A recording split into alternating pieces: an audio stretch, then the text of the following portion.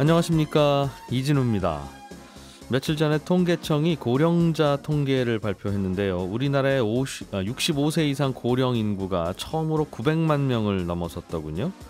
대략 5명 중에 1명이 고령자라는 이야기고, 이런 고령화 속도는 계속 빨라지고 있는데, 이러다 보니 노후 생활에 대한 대비를 국가적 차원에서 해야 될 것 같은 그런 생각이 듭니다.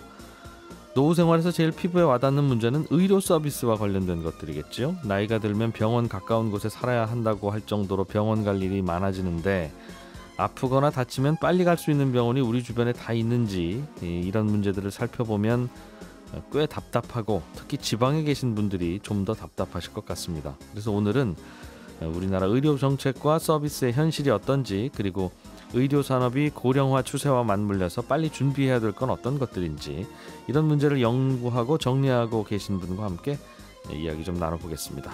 손에 잡히는 경제 플러스, 광고 듣고 시작합니다. 네, 요즘에는 밖에서는 마스크를 벗고 다녀도 되죠. 꽤 홀가분해지기도 했고, 이렇게 지나고 보니까 참 의료인들이 많은 고생을 하셨구나 하는 말씀을 뒤늦게라도 드려야 될 것 같다는 생각도 들고 그렇습니다. 코로나 사태를 겪는 동안 우리 의료 현실의 취약한 부분도 또 동시에 많이 드러나기도 했지요. 평소에도 어딘가에서 큰 사고라도 나면 늘 서울로 이송하고, 그러다 보면 골든타임을 놓치는 일도 생기는데, 열악한 의료 현장의 얘기를 들을 때면 각자의 입장이 다 이해가 되지만, 이거 어디서부터 손대야 되나 하는 걱정도 또 함께 밀려옵니다. 이제는 특히 재난과 사고 이외에도 고령화라는 큰 도전 과제가 있어서, 오늘은 과연 우리 노후를 어떻게 맞아야 할지, 의료 현실은 지금 대비가 되고 있는 건지, 어떤 정책적 배려가 필요한지 등등 좀 같이 고민해 보겠습니다. 약사 출신이자 작가로도 활동하고 계신, 오늘은 작가님으로 부르겠습니다. 박한슬 작가님 나오셨습니다. 어서 오세요. 네, 안녕하세요. 최근에도 거의 책을 한 권 다 탈고하셨다고 그래서 책이 나오기 전에 책 내용 좀 들어보려고 초청을 했습니다. 이번에는 어떤 걸 좀 준비하셨습니까? 제가 이번에 쓴 책은요, 이게 사실 우리나라에서 의료 정책 관련된 책이 거의 없다시피 합니다. 뭐 네. 있기는 한데 거의 좀 어떤 진보적 몽상주의에 가까운, 예를 들면 뭐 가족 공동체를 만들어서 그걸 마을 공동체로 확장시켜서 의사들 거기 상주하게 하자, 뭐 이런 얘기, 아주 아름다운 얘기인데 실현은 거의 어려운 것들을 예, 얘기하거나, 예. 아니면 좀 더 이제 좀 극단적 우파 쪽으로 가서 우리나라 이 사회주의 의료 체제를 부수고 건강보험은 없애야 된다, 뭐 이런 얘기하는 분들 주장들이 오히려 시민들한테 더 친숙하게 다가가고 있습니다. 예. 그래서 조금 더 내 입장은 빼고 현재 현상과 그 다음에 방향성에 대해서 좀 건조하게 쓰는 책이 필요하지 않을까 해서 그런 책을 하나 쓰게 됐습니다. 현장에서 어떤 일이 벌어지고 있는지도 사실은 잘 모르죠. 우리가 각자 경험이 다르다 보니까 별 문제 없는데 뭐가 문제야 라는 분도 있고, 매일매일 의료 현장의 구조적 문제를 느끼는 분들도 있고. 알겠습니다. 최근에 책에서 인상적으로 좀 지적하신 내용이, 이 대전 쇼핑몰에서 큰 불이 났었는데 안타깝게도 많은 분들이 목숨을 잃었다. 이게 다양한 원인이 좀 있는 것 같다. 특히 의료 인프라적인 차원에서 그런 말씀을 하셨더군요. 네, 이게 지금 언론에서 지적되는 바로는 뭐 유통업계의 고질적인 관행 때문에 그렇게 됐다, 이게 적재물을 아무데나 소방통로에 쌓아놓고 이런 것 때문에 화재가 커졌다, 뭐 이런 얘기들을 하시는데요. 예. 제가 생각하기에는 그런 적재물들이 없었으면 사람을 구할 수 있었다는 게 전제가 돼 있다고 생각을 해요. 그런 말씀하시는 분들은, 네. 예. 그런데 문제가 뭐냐면, 그 화재 현장에서 직접 우리가 불에 닿는 화재보다는 유독가스를 흡인하는 사고가 더 많이 일어나고, 그게 훨씬 더 위험한 편인데. 주로 질식사가 많죠. 네, 그래서. 맞습니다. 예. 그럼 이런 분들을 이제 회복을 시키기 위해서는 병원에 왔을 때 이제 보통 산소 마스크라고 하죠. 이제 네. 그런 식으로 해서 치료를 하는데, 이거보다 조금 더 강한 방식의 그 고압 산소 챔버라는 게 있습니다. 그래서 이제 그 안에 넣어서 산소를 통상 기압보다 훨씬 높게 줘가지고 그걸로 사람을 회복시켜주는 그런 기술인데, 예전에 우리 뭐 연탄가스 마셨을 때나 혹은 그렇게 질식을 오래 했을 경우에 그때 쓰는 장비인가 보군요. 네, 맞습니다.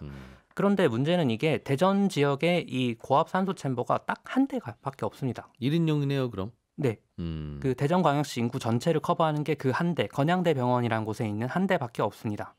그 말씀은 그 말씀은 통로가 잘 확보가 돼서 질식한 분들을 빨리빨리 구조했다 하더라도 일단 고압용 산소 장비에다가 넣어야 되는데 환자들을 그건 안 됐을 것이다 그게. 네, 일단은 구조를 했더라도 그분들이 과연 살 수 있었을지가 좀 의문이라는 거죠, 저는. 아, 그렇군요. 아니 언제 어디서든 대형 사고, 화재 사고는 날 수 있고 대형 화재 사고가 나면 그 안에 있었던 분들은 다 같이 거의 질식해 있을 텐데 이분들 살리려면 고압 산소 챔버가 희생자가 아니라 그 사고를 입은 분들 숫자만큼 병원에서 대기가 되고 있어야 10명이 오면 10명을 한꺼번에 집어넣고 그게 될 텐데요. 그래서 이제 다인용 이런 챔버 같은 것들을 설비를 갖춰놔야 되는데 네. 이게 좀 문제가 있습니다. 우리나라 지금 의료 시스템상은 그 우리가 건당 비용을 지불하는 방식으로만 책정이 되어 있어요.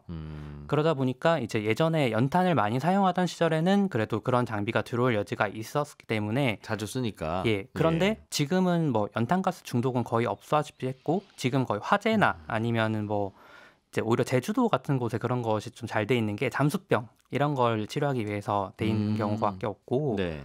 그러니까 이런 위급 시에 화재라든지 이런 대형 참사가 발생했을 때 우리가 이걸 대처할 역량이 전혀 없다는 거죠. 지금 상황에서는. 네. 어떡하죠? 그러면 그거를 그러니까 현장 수요에만 맡겨두면 사다 놓고 1년 내내 환자가 없는 경우도 많을 테니 그러면 그걸 병원이 적자를 감수할 수는 없으니까 안 갖다 놓는 걸 텐데 안 갖다 놓다 보니 그런 일이 벌어지면 다 사망하는 거 아닙니까?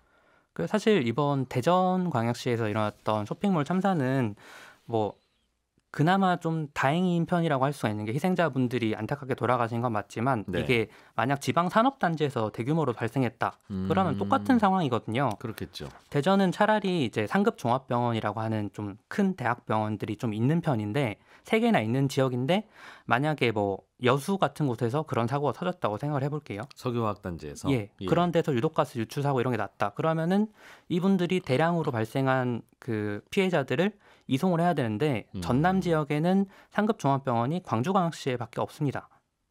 한참 가야 된다는 말씀이군요. 네, 그 이송 과정에서 정말 말 그대로 골든타임을 놓칠 수도 있는 거고 꼭 여수만이 아니라 다른 국가산업단지들 근처에도 이런 식으로 대규모 시설이 갖춰진 데는 거의 울산 정도밖에 없거든요. 울산은 어쩌다가 그게 또 되고 있어요? 저는 말씀 들으니까 당연히 수요가 많지 않은 평소 수요가 많지 않은 곳은 실제로는 없겠구나 설비들이 그런 걱정이 드는데 울산이 정말 좀 이례적인 경우인 게요. 예. 저희가 보통 지방의료 이런 얘기를 하면은 복지 측면에서는 생각하는 경향이 좀 강해요. 그래서 뭐 지방의 공보이들을 파견해서 의료 취약지를 좀 메워야 된다. 뭐 이런 얘기 정도만 하시는데 이게 정말 좀 산업적인 측면에서도 정말 연관이 있는 게 울산에 그게 있는 유일한 이유는 현대그룹 때문입니다. 아, 병원이 있는 이유가? 네. 왜요? 그 이제 우리나라에서 제일 큰 규모로 제일 큰 병원이 서울 아산병원인데요. 네. 이제 여기가 울산대학교 의과대학 쪽이랑 이렇게 연이 깊은 데인데 그 울산에 있다는 유일한 상급 종합병원도 울산대학교 병원입니다. 근데 여기에 전신이 그 현대조선 부속병원이었어요. 아, 울산에 아무것도 없을 때 네. 병원이 급히 필요하니까 그럼 현대가 기업 차원에서 만든 병원입니까? 그렇죠. 그래서 그 울산 지역에 있는 그 수많은 제조업 현대 계열 그룹사들의 제조업 노동자들을 위해서 그런 시설을 그룹 차원에서 만들어냈다는 거죠.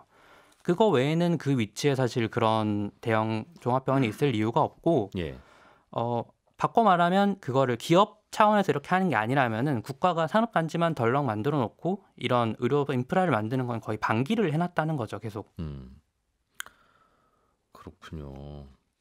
어떻게 해야 되겠습니까? 이게 시장 원리로는 안 풀리는 거고 그럼 정부가 계속 예산을 투입해가면서 수요는 별로 없더라도 마치 우리가 군대 유지하듯이 계속 유지해야 된다는 뜻인데 그 비용이 만만치 않잖아요? 이게 단순히 복지 비용으로만 생각하면은 그 비용이 말이 안 되는 게 맞는데요. 네.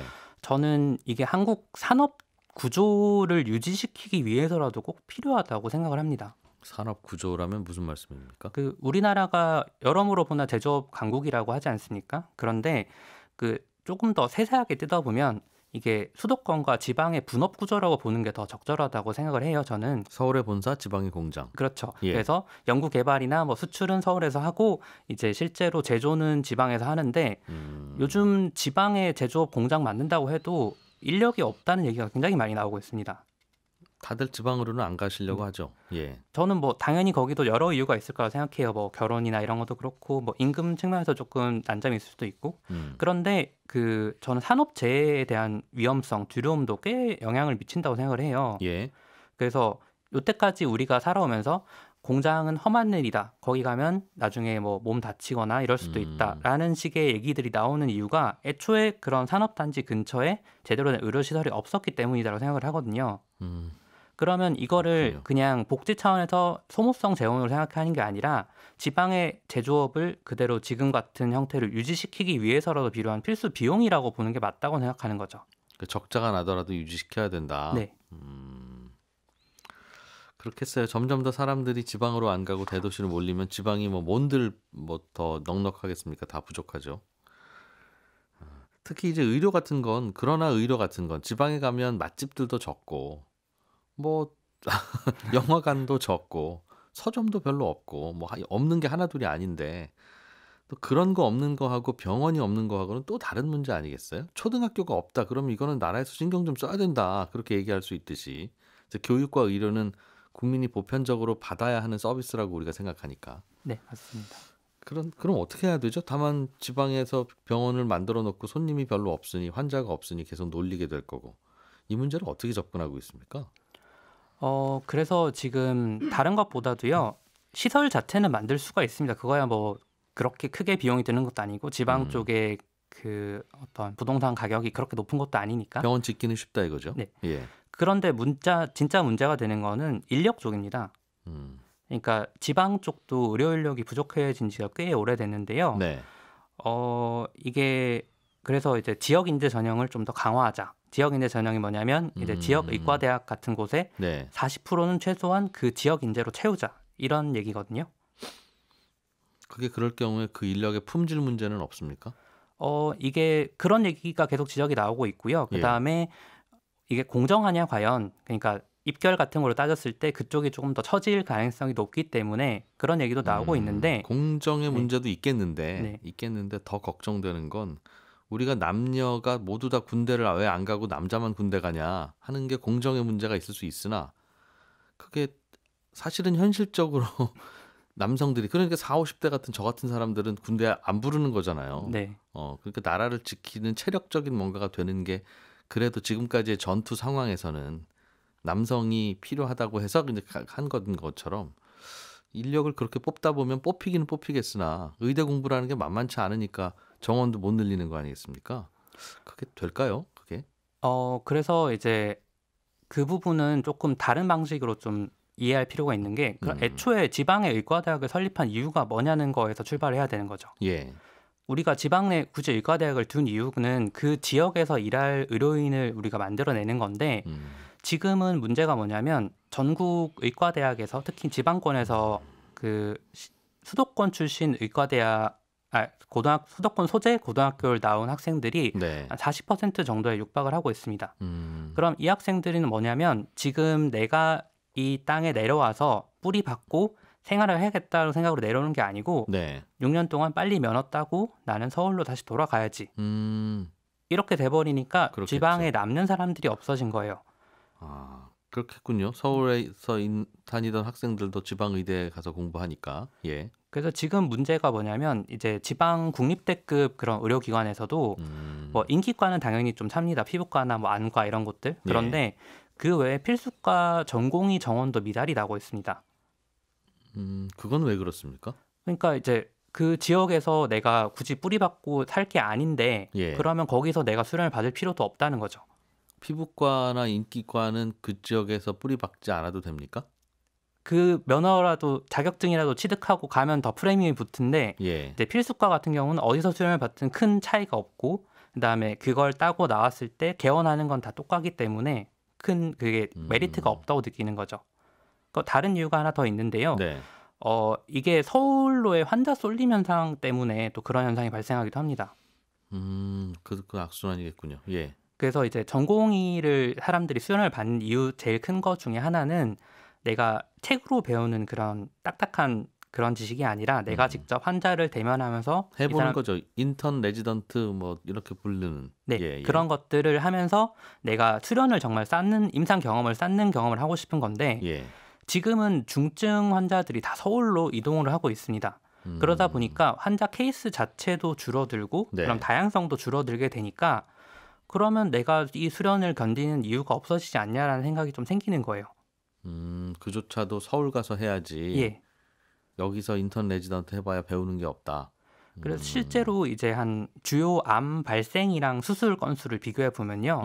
그 서울 쪽에서는 거의 발생 환자 대비 수술 건수가 2배 정도 됩니다. 그런데 지방 광역시에서는 그게 한 60%밖에 안 돼요. 그러니까 지방 광역시에서 100명이 암에 걸린다고 하면은 진단은 거기서 받더라도 수술은 서울 가서 받는다 이 말이죠. 그 지역에서 수술 받는 사람은 67%, 66% 정도밖에 안 되는 거예요. 그런데 이게 과연 그러면 원래부터 그랬냐 아니냐를 따져봐야 되는데 재밌는 게 2012년에 저희가 전국 KTX 철도망이 완성이 됐죠. KTX 때문에. 그래서 그때 2012년과 2019년 정도를 비교해 보면 거기서 또 차이가 납니다. 왜 그러시는지는 알겠어요. 환자 입장에서도 가만히 생각해 보면 여기 시골에 있는 의사분들은 1년에 수술을 2건이나 할까 3건이나 할까 이런 게 눈에 보이고 서울에 가면 그 선생님은 처음에야 실력이 어땠는지 모르지만 매일 수술을 하다 보면 수술 실력도 늘어 있을 거 아니겠습니까? 그러니 나 하나밖에 없는 몸인데 수술비가 많이 더 비싼 것도 아니고 당연히 서울 가서 수술 받으려고 하겠죠.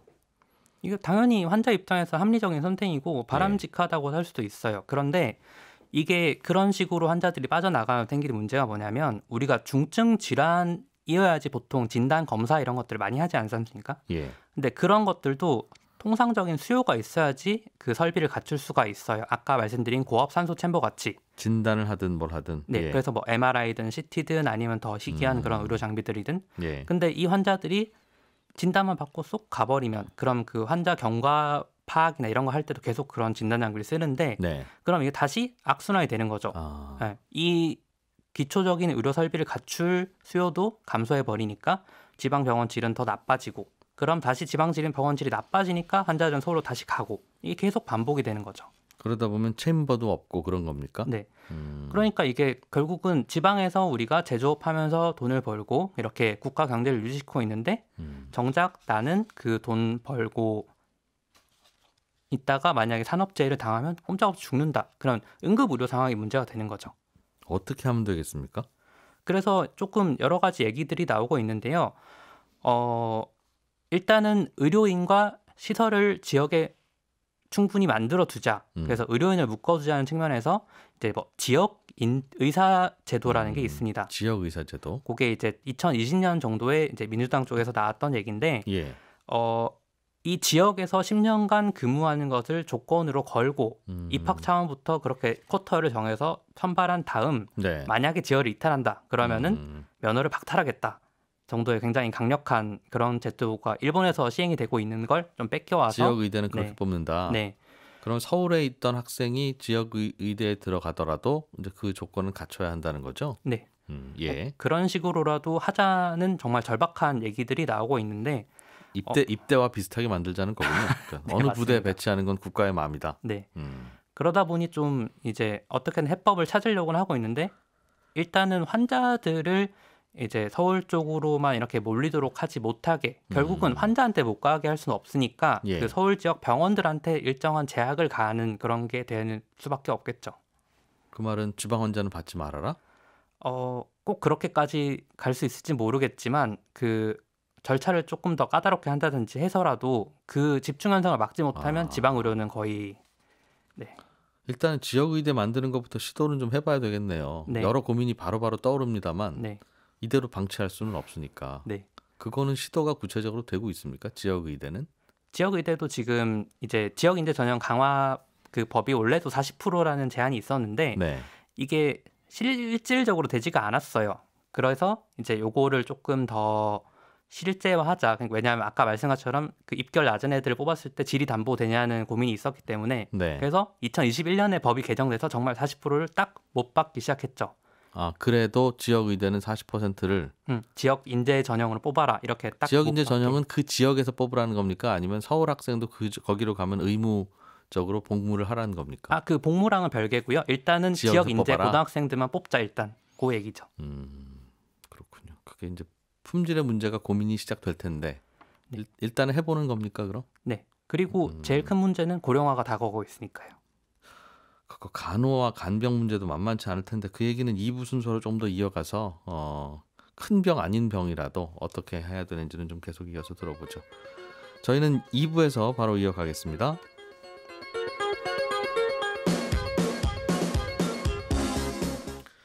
우리는 꽤 이제 선진국으로 다가선 것 같기는 한데 이런 의료계의 현실을 보면 가끔씩은 놀랄만한 뉴스를 접할 때가 꽤 많지요.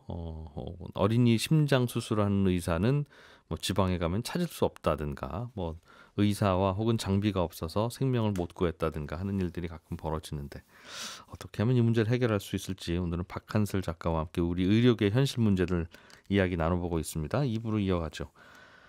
작가님, 큰 병들도 큰 병이지만 저는 가끔 이런 생각을 합니다. 이제 고령화가 빨리 오면 지금보다 노인들이 굉장히 많아진다는 거고 노인이라고 하면 그냥 집에 계시고 혹은 공원 벤치에 계시고 하는 분들도 있으나 병원에서 마지막 10년 이상을 케어해야 되는 노인들도 많아질 거 아니겠어요? 예를 들면 제가 거동이 불편해서 침대에 누워 있으면 그런 노인들이 저와 같은 세대에 태어난 사람들은 다 비슷할 텐데 지금 병원 침대 가지고 지금 감당이 될까 하는 생각이 얼핏 듭니다.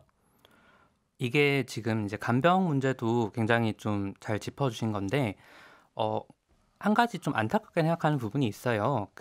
지금 우리가 노인 고령화 문제 때문에 우려가 어떻게 된다 하면은 네. 보통은 그냥 노인 숫자가 단순히 늘어난다 이렇게만 생각을 하시는데 이게 아니고 정말 좀 질적인 변화가 발생하거든요. 네. 어떤 말이냐면 우리가 보통 그림자 노동이라고 하죠. 그래서 보통 가사노동 이런 거 돈 안 받고 그냥 가정주부들이 하니까 노동으로도 안 잡히는 그런 노동들을 얘기하는데 간병도 전형적인 그림자 노동에 가깝습니다.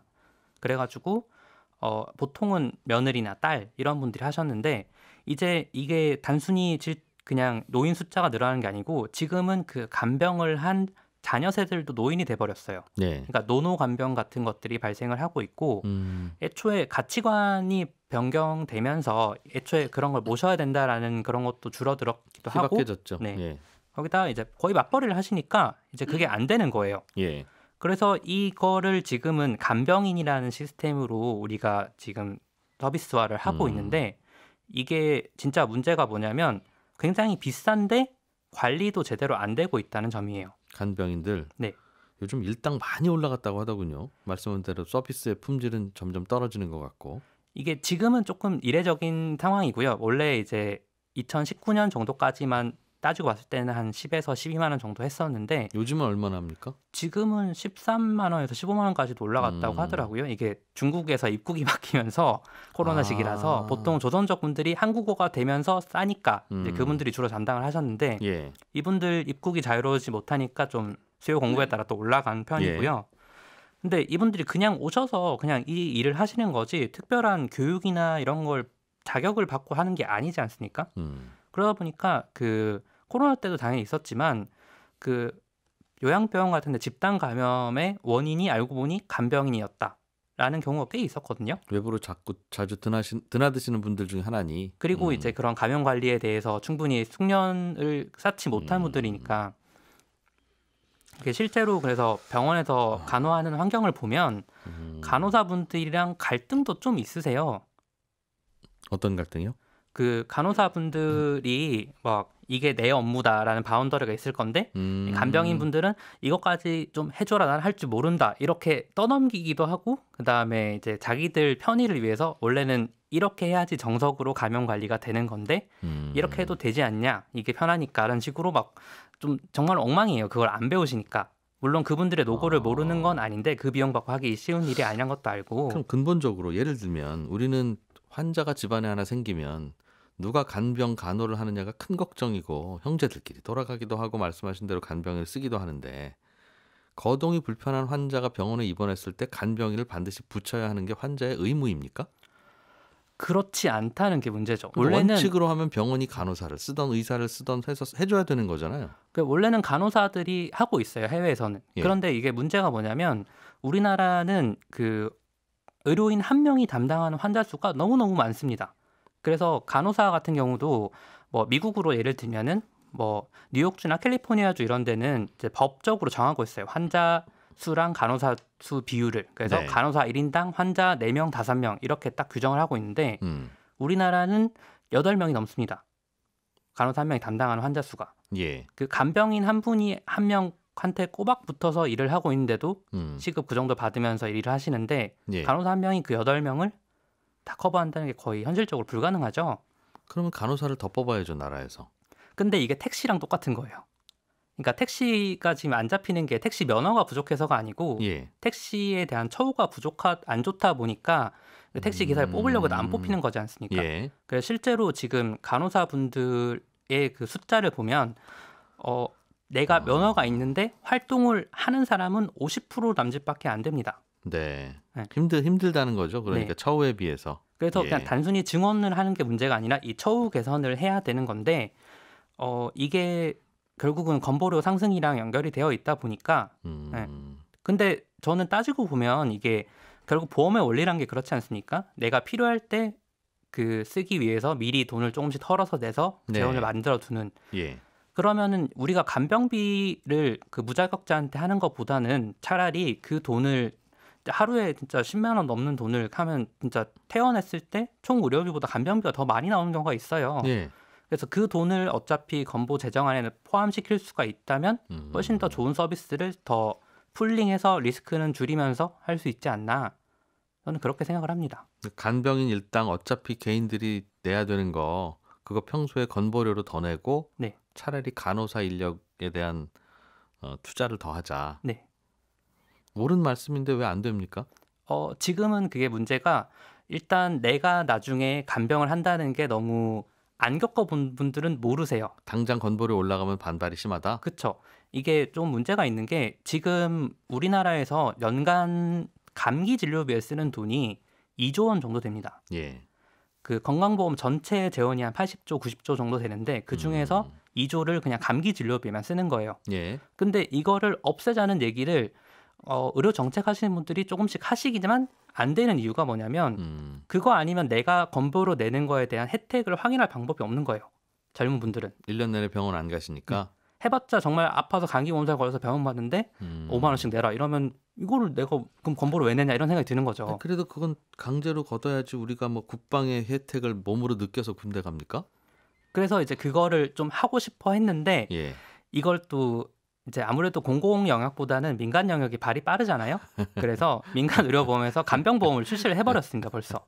예. 그러니까 이쪽으로 돈 있는 분들은 수요가 몰리고 그러면 사실 뭐 엄격하게 말하면 그 보험 전체는 이제 위험 분산이지만 돈 네. 많은 분들한테는 내가 넣은 돈에 비해서 덜 돌려받는 구조잖아요. 근데 간병이라고 하는 거는 결국은 한 번은 다 겪어야 되는 거라서 자기 간병이든 자기 가족 간병이든 그게 보험이라고 해서 보험이 작동될 게 아닌 것 같은데요. 즉 예를 들면 집에 불나는 일은 평생 아무도 안 벌어지고 몇몇 집에서만 벌어지니까 그런 거는 보험으로 커버를 하면 큰 돈 날릴 일을 막을 수 있는데 간병이라고 하는 필요 또는 뭐 재앙 이거는 누구에게 결국은 다 가는 건데 그걸 어떻게 보험으로 합니까? 결국은 본인이 내는 보험료가 나중에 다 보험금으로 받는 거랑 비슷해지죠. 그래서 그냥 마찬가지인 것 같다는 생각이 드는데요. 그래서 뭐 어쨌든 보험 설계가 그렇게 되어 있다 보니 이거를 공적 영역으로 포섭하는데 조금 어려움이 있는 상태인 거죠. 공적 영역으로는. 네. 그리고 이제 이런 걸 만약에 규제한다고 하면은 우리 금융산업의 발전을 정부에서 억압한다는 식의 그런 주장이 나오면 또 동조하시는 분들이 많으시다 보니까 어려운 그렇군요. 점이 있죠. 예. 건보 재정도 사실은 만만한 그 상황은 아닌 것 같은데 이미 적자다라는 얘기도 있고요. 요거는 조금 오해가 있는 게 예. 그 우리가 국민연금이 고갈된다는 얘기랑 이제 건보가 고갈된다는 거는 조금 다른 얘기예요. 예. 그러니까 국민연금이 워낙 다들 친숙하시니까 그거는 이제 적립식 사회보험이라고 해서 예. 우리가 모은 돈을 굴려가지고 그 재정 규모 안에서 우리한테 나중에 연금을 돌려주는 구조다 보니까 이게 고갈되면 정말 큰일이 나는 건데 네. 건강보험은 그게 아니고 적립식 이 아니고 부가식입니다. 그래서 매년 낸다는 거죠? 그렇죠. 매년 거둔 돈으로 원래는 쓰고 남아 써야 되는데 이게 지금은 이상하게 한 10조 넘게 적립금 형태로 잉여금이 쌓여 있는 상태인 거예요. 그러니까 원래는 이 돈이 다 소진돼 써야 되는 거고 그게 아니라면은 이제 좀 변동성 있게 계속 건보료가 네. 바꿔 써야 되니까 이제 그게 좀 줄어들고 있다 정도로 이해하는 게 맞는 거죠. 지금까지는 그래도 우리나라 인구 중에 젊은 분들이 많아서 건보료를 많이는 내지만 병원에 잘 안 가시는 분들이 많아서 말씀하신 대로 10조도 남아있고 하는 건데 곧 뒤집어져서 건보료 내는 사람은 적고 당연히 청년들이 줄어드니까 병원 다녀야 될 저 같은 세대들은 많이 늘어나고 그러면 큰 문제일 것 같은데요. 그래서 실제로 2029년, 30년경에 적립금은 다 소진이 된다라는 지금 예측이 나오고 있고요. 예. 그래서 결국은 건보를 올려야 되는데 이 얘기는 하는 분들이 많으니까 저는 조금 다른 얘기를 하나 해드릴까 해요. 예. 우리가 그 재정 측면에서 보면은 노인들이 지금 예를 들어 이준우 기자님 같은 분이 나중에 노인이 됐을 때 지금 60대, 70대와 건강 상태가 똑같다고 가정을 하고 있거든요. 앞으로는 우리가 의료비 많이 써야 될 거다라는 네. 전제에는 그렇죠. 그런데 이게 그렇게 되지 않을 수가 있습니다. 그러니까 그 우리가 숫자 나이가 늘어나는 거와 네. 신체의 노쇠 정도가 늘어나는 거는 꼭 커플링 되지 않을 수가 있습니다. 이거를 실제로 그래서 식습관이나 운동 같은 걸로 굉장히 네. 좀 커브를 완만하게 만들 수가 있어요.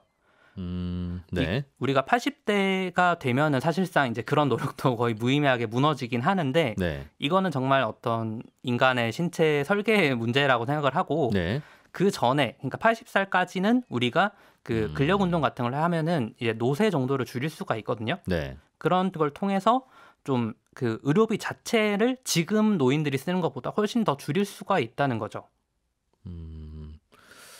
알겠습니다. 그러니까 제가 70세가 되더라도 지금 70세보다는 건강할 수 있다는 뜻인데. 네. 그러나 결국은 제가 70세에 다닐 병원을 결국은 저는 80세에 다닐 거고. 네. 지금 많은 분들은 85세쯤은 돌아가실 건데 저는 예를 들면 95세에 죽는다고 가정하면 결국은 저를 케어해야 되는 사회적인 노력과 비용은 마찬가지 아닙니까? 제가 좀 건강하게 운동을 열심히 한더라도 그게 결국은 전 국민이 열심히 운동해서 10년을 뒤로 미룬들 그럼 이제 평균 수명도 10년이 늘어날 거지만 마지막 10년에서 쓰는 의료비는 결국은 마찬가지 아니냐 하는 걱정이에요. 그래서 저는 이제 건보료 자체를 인상하는 거는 필연적이라고 생각을 합니다. 그런데 이제 그러면 누가 내냐라는 거의 문제인데 저는 이게 지역 가입자나 아니면 개인 차원에서 할 수 있는 문제는 아닐 것 같고요. 이게 지금 기계화나 어떤 플랫폼의 그런 발전을 통해서 고용 규모가 계속 줄어들고 있잖아요. 예. 그래서 저는 기업 측에서 조금 더 부담을 하더라도 지금 내는 보험료의 총액을 넘지는 않을 거라고 생각을 하거든요. 그러니까 고용 인원 자체가 줄어드니까. 예. 그래서 그런 식으로 기업에 조금 더 부담을 안기는 방향으로라도 좀 사회적 합의를 이루는 게 필요하지 않을까. 직원 적게 뽑아도 회사 돌아가니 네. 그동안 직원 월급 주던 거로 네. 기업들이 좀 부담을 더 해라. 건보료 제정에. 이게 실제로 우리나라 GDP 대비 의료비가 한 8.7%, 6% 정도 되는데 OECD 평균이 8.8%예요. 그러니까 지금도 의료비를 굉장히 적게 쓰고 있는 편이긴 하거든요. 알겠습니다. 그 뭐 방법이긴 하겠으나 예를 들면 참치캔 만드는 공장 뭐 직원들이 좀 줄어들 수 있겠는데 줄어든다는 거는 인구가 줄어든다는 거고 그건 참치캔 먹는 소비자도 줄어든다는 거 아니겠습니까? 매출도 줄어들고 이익도 줄어들고 우리는 무슨 돈으로 건보료를 냅니까? 직원이 줄어들긴 했습니다. 그러나 매출도 그렇게 줄어들었고 수익도 줄어들었는데 라는 이야기를 하지 않을까. 수출을 많이 하면 몰라도. 알겠습니다. 다른 대안이나 고민은 어떤 걸 좀 할 수 있을까요? 이제 다른 또 대안으로 나오고 있는 것들은 예. 이게 정말 인구 정책의 문제이기 때문에 결국은 이민밖에 없다는 얘기도 많이 나오고 있습니다. 간병인이든 혹은 네. 건보료를 내줄 청년층이든 외국에서 수입해 와야 된다. 그러니까 지금 이제 의료 인력 규모도 그렇고 돌봄 인력 규모도 그렇고 이거를 더 늘리긴 해야 된다라고 얘기를 하고 있는데 예. 이걸 조금 그 다른 방식으로 접근을 해서 이걸 그냥 비용 지출이 아니고 그냥 이 자체로 서비스 산업이 새로 생기고 거기서 임금이 나온다고 볼 수도 있거든요. 예. 그러니까 그 기업 고용이 줄어드는 만큼 이쪽 돌봄 서비스 인력으로 좀 재편을 하는 그런 것도 생각을 해봐야 되지 않을까 그런 생각도 들고요. 그렇군요. 저는 요즘 이런 얘기는 자주 못 듣다가 갑자기 이렇게 작가님께 들으니까 막 한숨이 나오고 걱정이 나오고 하는데 박 작가님은 이거 뭐 계속 들여다보시니 계속 걱정이시겠어요. 이게 정말 좀 의료 정책이라고 하면 너무 나랑 동떨어진 얘기라고 생각하시는 분들이 많은데 예. 이게 지금 우리가 병원 쉽게 가고 하는 게 그대로 유지된다고 생각하니까 그냥 뭐 어때 하는 건데 지금이 정말 약간 거의 변곡점을 지나고 있는 상황이기 때문에 예. 이거를 그냥 우리가 관심 없이 너네 알아서 해라라고 던져줘 버리면은 이게 정말 나중에 내가 누릴 의료를 결정하는 시기인데 그거 선택권을 남한테 줘버리는 거랑 똑같거든요. 네. 그래서 조금 더 다른 분들도 관심을 가져줘야지 않을까라는 생각도 들고요. 네. 심각한 얘기 하니까 청취자분들이 문자도 많이 보내오시네요. 최정실님께서 저에게 문자 보내주셨는데 노인 장기 요양보험이라는 제도가 있습니다. 이게 집으로 또는 어딘가로 노인들 케어해주는 인력을 보내주는 그런 제도죠. 예. 하고는 있고 그게 지금까지는 큰 비용은 안 드는 것 같은데 지금은 노인이 아직은 많지 않아서 그렇고. 그 숫자도 그렇고요. 예. 노인 장기 요양보험이 지금은 건보료의 10%를 징수를 별도로 재원으로 하고 있는데 예. 이게 생각보다 요양 인정이 잘 안 되고 있습니다. 지금은. 이게 정말로 좀 이제 그 뭐랄까 중증으로 정말 거동이 힘든 분들한테만 해주고 있고 네. 거기에서도 한 20% 정도 그렇게 비용 지원을 해주는 거라서 뭐 그렇게 실효성이 있진 않다라고 생각하고 있습니다. 저는. 예전에는 이거 이제 장기 건강 뭐 요양보험 해서 집으로 뭐 오게 하는 그런 노인들이 많지는 않고 이제 가려는 분들은 많은데 요즘은 아예 바뀌어서 노인들이 많고 간병인들 구하기가 더 어려워서 그것도 이제 계속 비용 올라가고 있고 그런 말씀 주시는군요. 이찬성님께서는 간호사를 더 쓰면 왜 건보료가 늘어납니까? 그냥 병원이 이익을 좀 줄여서 지출하면 되는 거 아닙니까? 이런 질문을 주셨네요. 요거는 이제 지금 병원에서 그 물리적으로 담당할 수 있는 환자 수를 넘어서기 때문에 그러니까 간호사가 지금 8명 정도를 환자를 보고 있는데요. 출근을 하면은 요거를 그래도 4-5명 정도로는 줄여야지. 그러니까 간호사를 2배를 뽑아야 되는 건데 지금보다 네. 그 2배를 뽑는 재원이 지금 병원에서는 수익이 그만큼 안 나옵니다. 네. 우리는 병원 보면 참 돈 많이 버는 것 같다는 생각이 들긴 드는데 영업이익률로 따지면 5%가 안 됩니다. 병원들이. 실제로는 그렇지 않다는. 그렇군요. 고령화되고 있는 나라들 중에 우리나라처럼 그런 고민하다가 혹시 좀 먼저 해결된 그런 나라들은 없습니까? 이건 인류가 답을 못 찾는 그런 숙제입니까? 우리나라가 참 안타까운 게 이제는 참고할 모델이 사라져버렸죠. 네. 알겠습니다. 의료에 대한 고민 잘 나눠봤습니다. 박한슬 약사 겸 작가였습니다. 고맙습니다. 예, 저는 내일 아침 8시 30분에 손에 잡히는 경제에서 인사드리겠습니다. 고맙습니다. 이진우였습니다.